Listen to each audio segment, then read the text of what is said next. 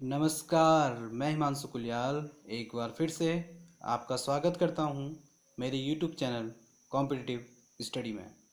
दोस्तों, जैसा कि आप जानते हैं, हमने इस YouTube चैनल के माध्यम से सबसे पहले जो सीरीज़ स्टार्ट की थी इंडियन पॉलिटी की थी। इंडियन पॉलिटी में दोस्तों हमने पार्ट 1 पढ़ा था, जिसके अंतर्गत हमने उसके हिस्टोरिकल बैकग्राउंड के बारे में पढ़ा था, मेकिंग ऑफ द कॉन्स्टिट्यूशन के बारे में पढ़ा था, संविधान के निर्माण के बारे में पढ़ा था। ठीक है। उसके बाद जो हमने पढ़ा था संविधान की प्रमुख विशेषताओं के बारे में, silent feature of the constitution के बारे में। उसके बाद बात की थी दोस्तों हमने प्रीएम्बल ऑफ द कॉन्स्टिट्यूशन की। उसके बाद हमने बात की थी संघ एवं इसके क्षेत्रों के बारे में, जिसमें हमने आर्टिकल्स की बात की थी। फिर हमने बात की थी नागरिकता की। नागरिकता के बाद हमने बात की थी मूल अधिकार की। मूल अधिकार के बाद हमने बात की थी डीपीएसपी की, राज्य के नीति निर्देशक तत्वों की। उसके बाद बात की थी मूल कर्तव्य की।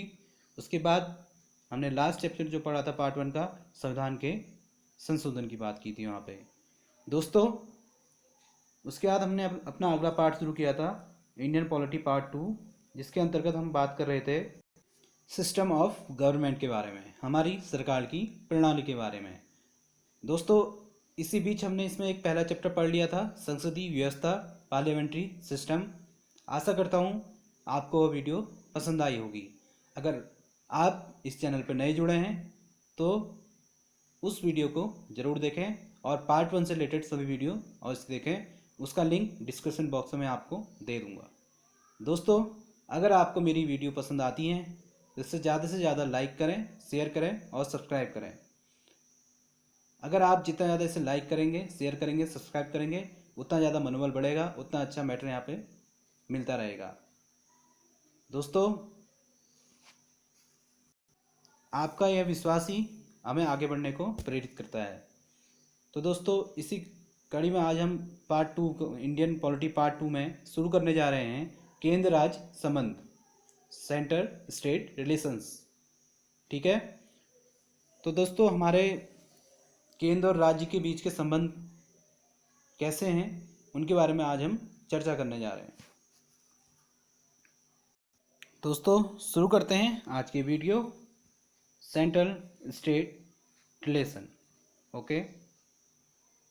The distribution of powers is an essential feature of the federalism. A federal constitution stabilized the dual polity with the union at the center and the state at the periphery, each endowed with the sovereign power to be exercised in the field assigned to them respectively by the constitution. Third point की बात यहाँ पे है, the state is not subordinate to the center in its own field.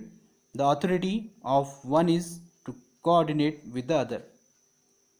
दोस्तों, जो भारत का संविधान है अपने स्वरूप में संघीय है तथा समस्त शक्तियाँ जैसे विधायिका, कार्यपालिका और वित्तीय केंद्र एवं राज्यों के मध्य विभाजित हैं। यद्यपि न्यायिक शक्तियों का बंटवारा नहीं है, संविधान में एकल न्यायिक व्यवस्था की स्थापना की गई है जो केंद्रीय कानून की तरह ही राज्य कानून को लागू करती है। दोस्तों, यहाँ पे एक वर्ड आया है एकल न्यायिक व्यवस्था। आइए आपको उसके बारे में थोड़ा सा बताते हैं कि एकल न्यायिक व्यवस्था क्या होती है।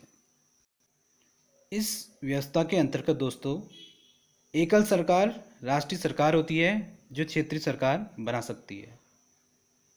इसके अंतर्गत संविधान लिखित भी हो सकता है और अलिखित भी हो सकता है। अगर हम एग्जाम्पल लेना चाहें, फ्रांस का जो संविधान है वो क्या है, लिखित है, और ब्रिटेन का जो संविधान है अलिखित है, लेकिन वहाँ पे व्यवस्था कैसी है, एकात्मक सरकार की है। ठीक है। शक्तियों का कोई विभाजन नहीं होता तथा समस्त शक्तियाँ राष्ट्रीय सरकार में निहित होती हैं। संविधान सर्वोच्च भी हो सकता है और नहीं भी। अगर बात करें जापान की तो वहाँ पर सर्वोच्च है संविधान, लेकिन अगर बात करें ब्रिटेन की तो वहाँ पर संविधान सर्वोच्च नहीं है। इसके अंतर्गत दोस्तों संविधान कठोर भी हो सकता है। जैसे हम फ्रांस की बात करें तो वहाँ पर संविधान क्या है, बहुत कठोर है, और लचीला भी हो सकता है। जैसे हम ब्रिटेन की बात करें, न्यायपालिका स्वतंत्र भी हो सकती है और नहीं भी हो सकती है।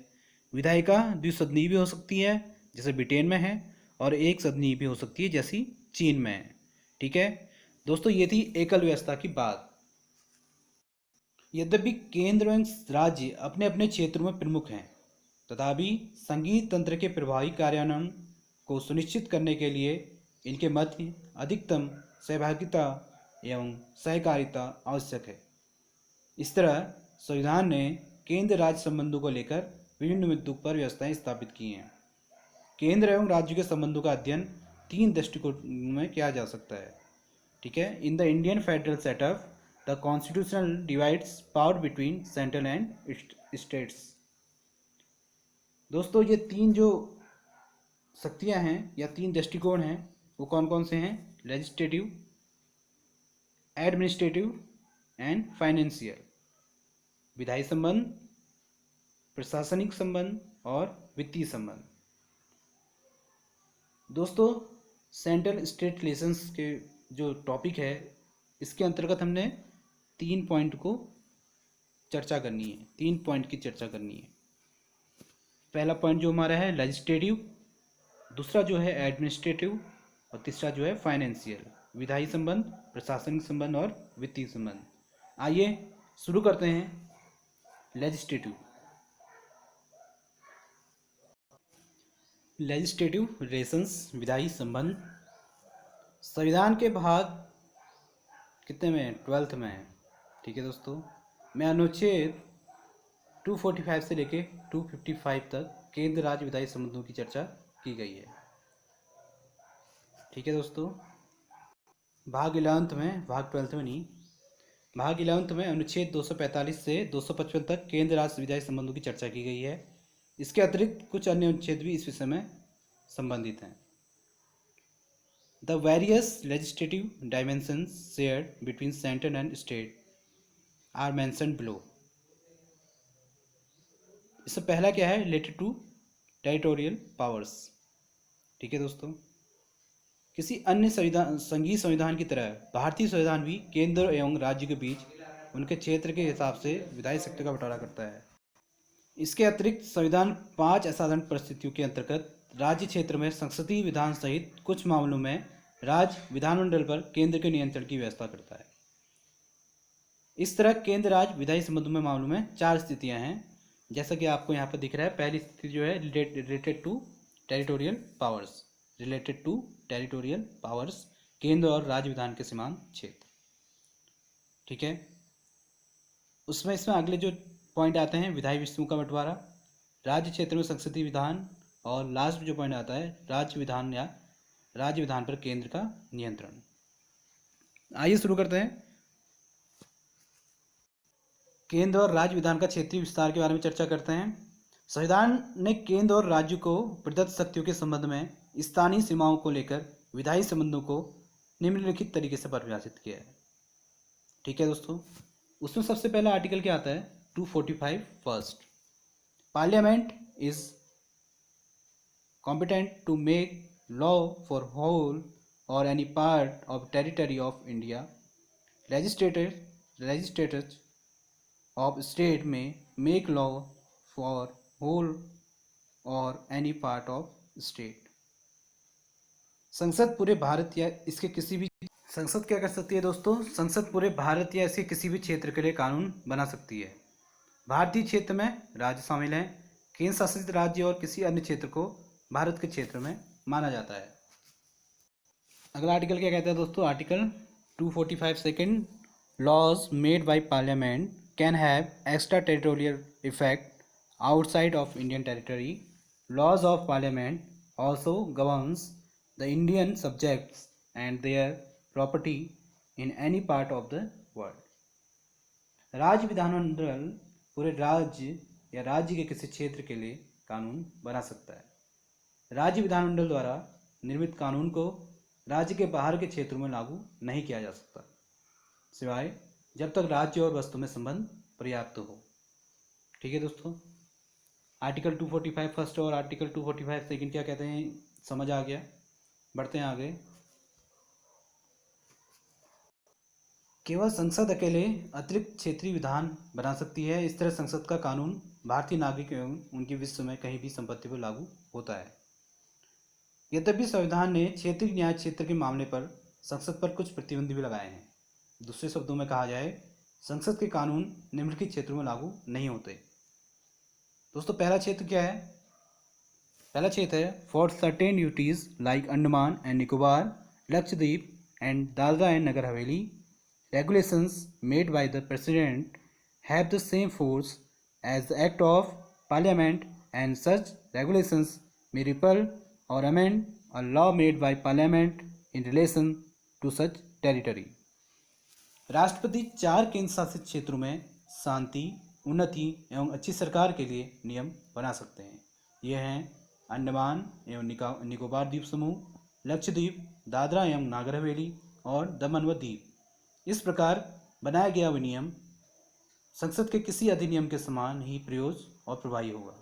इन संघ शासित प्रदेशों के संबंध में इसे संसद के किसी अधिनियम को निश्चित या संशोधित करने का भी अधिकार है।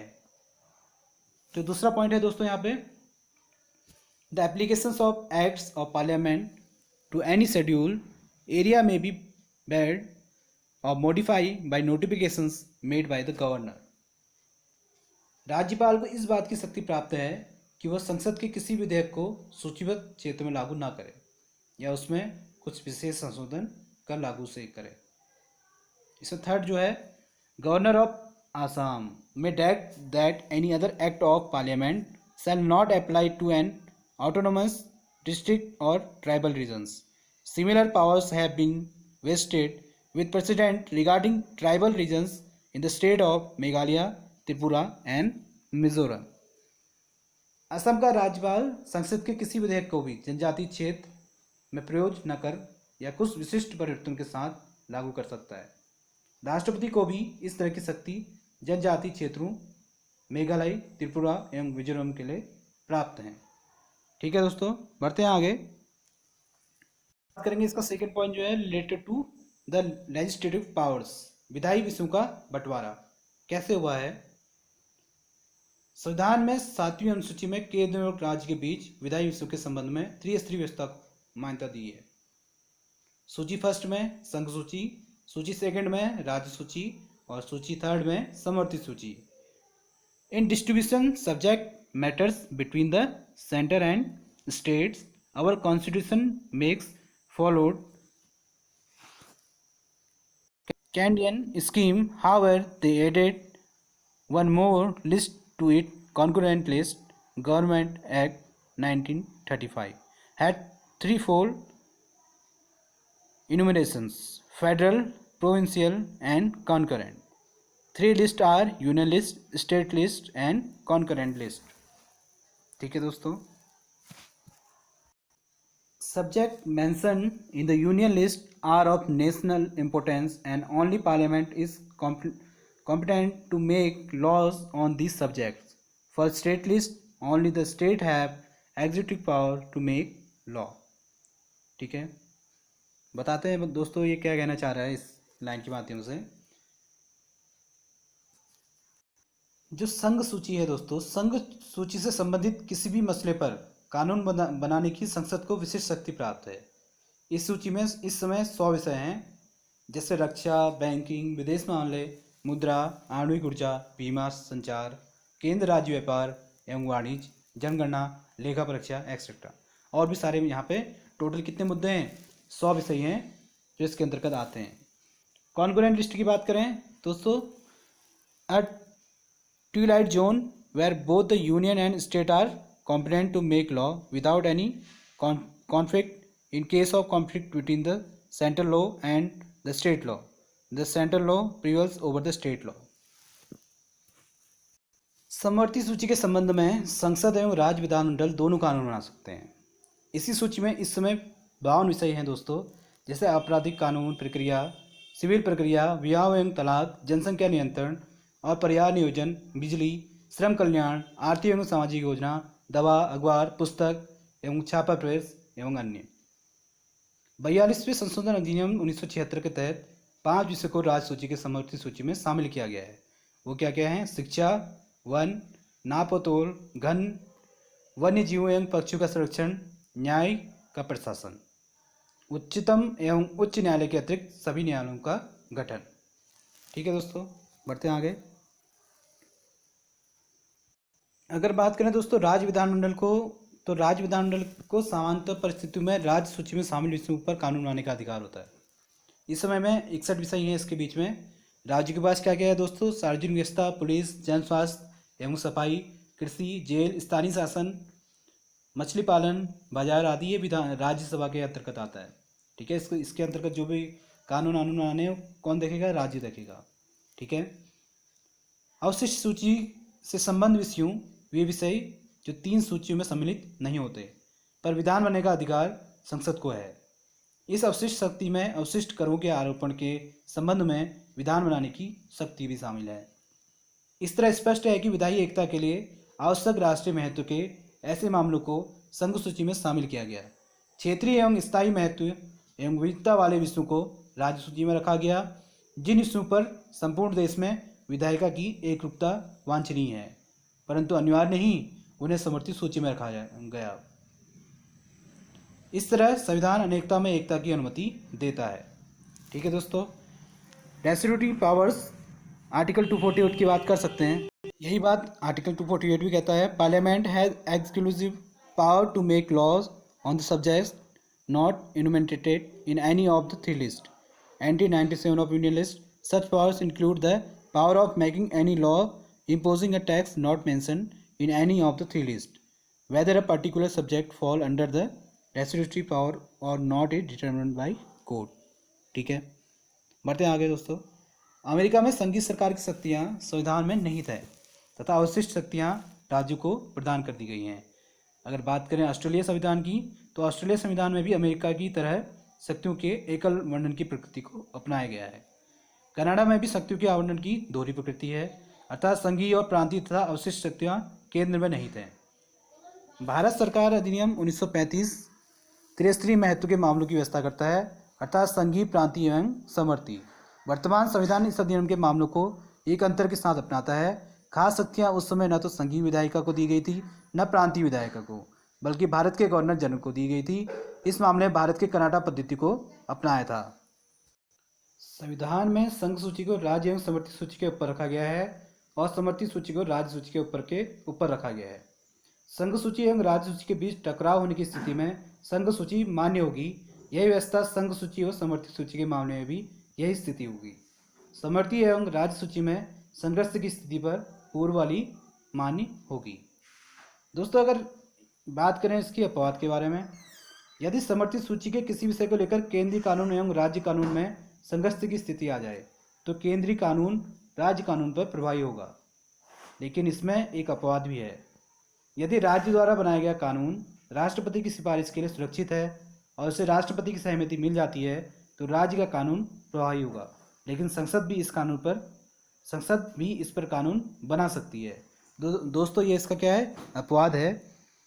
The motives of legislature are otherwise irrelevant for determining whether it has transgressed the constitutional limits of the legislative power. This principle is based on the maxim that you cannot do indirectly when you cannot do directly। ठीक है दोस्तों, ये थी legislative powers की बात। ठीक है, इसके अंतर्गत आज हमने 2 पॉइंट की बात की है, केंद्र और राज्य विधान के सीमांत क्षेत्रों के बारे में और विधायी विषयों के बंटवारों के बारे में, जिसके अंदर हमने बात की थी संघ सूची, राज्य सूची और समवर्ती सूची के बारे में। दोस्तों, आज की वीडियो में इतना ही। आशा करता हूँ आज की वीडियो आपको पसंद आई होगी। अगर आपको आज की वीडियो पसंद आई है दोस्तों, लाइक करें, शेयर करें और सब्सक्राइब करें।